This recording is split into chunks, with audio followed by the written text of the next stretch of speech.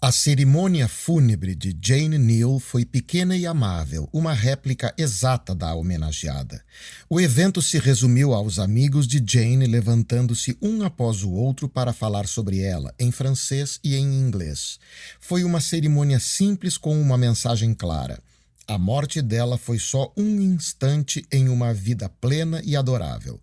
Ela havia ficado com eles pelo tempo que tinha que ficar. Nem um minuto a mais, nem um instante a menos. Jane Neal sabia que, quando sua hora chegasse, Deus não perguntaria de quantos comitês ela tinha participado, quanto dinheiro havia juntado ou quais prêmios ganhara. Não. Ele perguntaria quantos seres vivos ela havia ajudado. E Jane Neal teria uma resposta. No final da cerimônia, Ruth permaneceu sentada e cantou "What Do You Do with a Drunken Sailor?", em uma voz aguda e hesitante de contralto. Ela cantou a improvável cantiga de marinheiros em um compasso bem lento, como se fosse uma marcha fúnebre, e foi ganhando velocidade lentamente. Gabri e Ben se juntaram a ela, e no fim a igreja inteira ganhou vida, batendo palmas, se balançando e perguntando: o que se faz com um marinheiro bêbado logo cedo de manhã? No porão, após a cerimônia, as integrantes da Associação de Mulheres da Igreja Anglicana serviram ensopados caseiros e tortas frescas de maçã e abóbora, acompanhadas por leves murmúrios da cantiga entreouvidos aqui e ali. "Por que essa música?", perguntou Gamache ao se aproximar do buffet e se ver parado diante de Ruth. "Era uma das músicas preferidas da Jane", respondeu Ruth. "Ela estava sempre cantarolando isso." "Você também estava cantarolando essa música baixinho no bosque naquele dia", disse Gamache a Clara. "Afasta os ursos. Jane aprendeu isso na escola, não foi?", perguntou Clara a Ruth. Olivier entrou na conversa. "Ela me disse que aprendeu para a escola, para ensinar, não foi, Ruth?" "Ela tinha que ensinar todas as matérias, mas como não cantava bem e não tocava piano, não sabia o que dar na aula de música. Isso foi quando ela começou, há 50 anos. Daí eu ensinei essa música para ela", explicou Ruth. "Não sei por que não estou surpresa", murmurou Mirna. "Era a única música que os alunos dela aprendiam no curso todo", disse Ben. "Os concertos de Natal deviam ser interessantes", comentou Gamache, imaginando a Virgem Maria, José e o menino Jesus como 3 marinheiros bêbados. "E eram", disse Ben, rindo ao se lembrar dos eventos. "A gente cantava as músicas de Natal, mas todas com a melodia de Drunken Sailor. A cara dos pais quando a senhorita Neal apresentou Noite Feliz e a gente começou a cantar", comentou Ben para logo depois cantarolar. Noite feliz, ó Senhor, Deus de amor", no ritmo da canção dos marinheiros. Outras pessoas no cômodo riram e cantaram junto. "Até hoje eu não consigo cantar as músicas de Natal direito", disse Ben. Clara avistou Nellie e Wayne e acenou para eles. Nellie deixou Wayne para trás e traçou uma linha reta até Ben, começando a falar já na metade da sala. "Ah, Sr. Hadley, achei mesmo que ia encontrar o senhor aqui. Vou passar na sua casa na semana que vem. Que tal na terça?" Então se virou para Clara e confidenciou como se fosse um segredo de Estado. "Eu não limpo a casa dele desde a morte da senhorita Neal. Wayne me deixou preocupadíssima." "Como ele está?", perguntou Clara, lembrando-se de como Wayne havia tossido durante a reunião pública, alguns dias antes. "Ele está começando a reclamar, então deve estar ficando bom. E aí, Sr. Hadley, eu não tenho o dia inteiro, sabia?" "Terça está ótimo." Ele se virou para Clara assim que Nellie voltou para seu trabalho mais urgente no momento: devorar o buffet inteiro. "A casa está imunda. Você não imagina a bagunça que um velho solteirão e um cachorro podem fazer." Enquanto a fila avançava lentamente, Gamache conversou com Ruth. "Quando eu estava no cartório perguntando sobre o testamento da senhorita Neal, o tabelião mencionou o seu nome.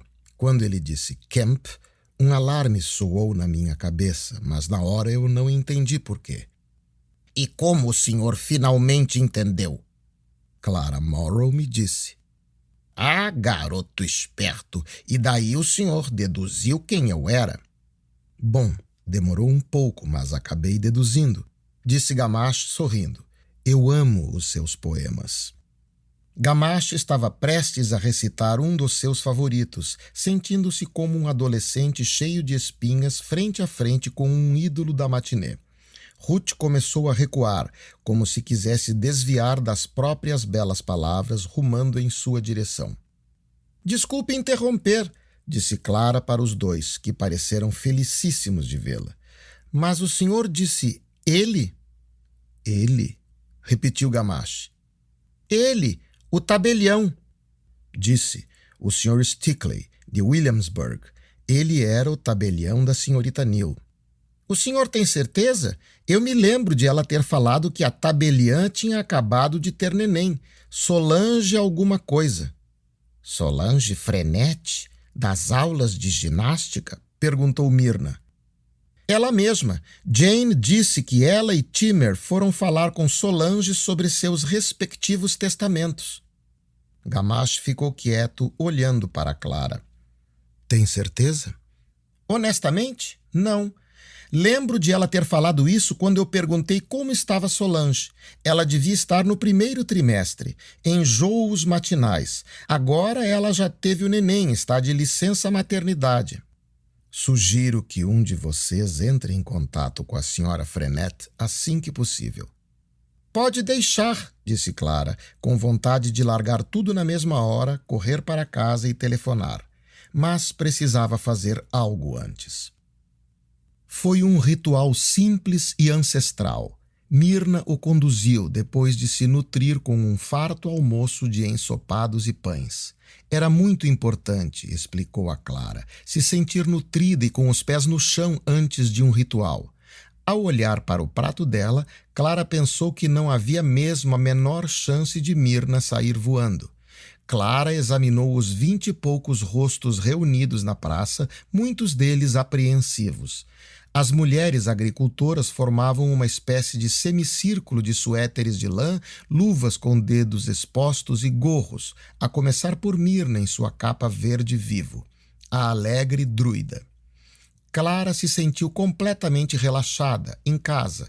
Parada junto ao grupo, fechou os olhos, respirou fundo algumas vezes e rezou para se livrar da raiva e do medo que a cobriam como uma mortalha.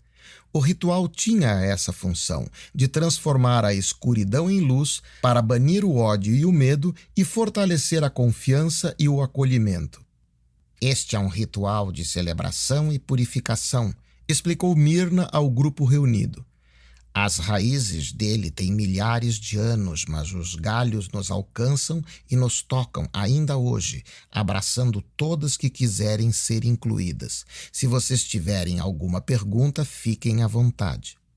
Myrna fez uma pausa, mas ninguém disse nada. Havia levado alguns itens em uma bolsa e então retirou dela um graveto. Na verdade, parecia mais um galho grosso e reto de uma árvore, sem a casca e afiado em uma das pontas. Este é um bastão de oração. Deve ser familiar para algumas de vocês. Ela esperou um pouco e ouviu uma risadinha. Não é um graveto de castor? Perguntou Hannah Parra. Exatamente, respondeu Myrna, rindo. Ela passou o objeto de mão em mão para quebrar o gelo. As mulheres, que estavam apreensivas e até um pouco assustadas diante do que pensavam ser bruxaria, relaxaram e perceberam que não havia nada a temer ali. Myrna continuou. Eu encontrei isso no Lago do Moinho no ano passado. Dá para ver onde o castor roeu. Mãos curiosas se estenderam para tocar o graveto e ver as marcas de dentes e a extremidade que o castor havia roído até virar uma ponta afiada. Clara havia corrido para casa para buscar Lucy, que agora a aguardava quieta na coleira. Quando o bastão de oração voltou para as mãos de Myrna, ela o ofereceu à Golden Retriever. Pela primeira vez em uma semana, desde que Jane morrera, Clara viu Lucy abanar o rabo.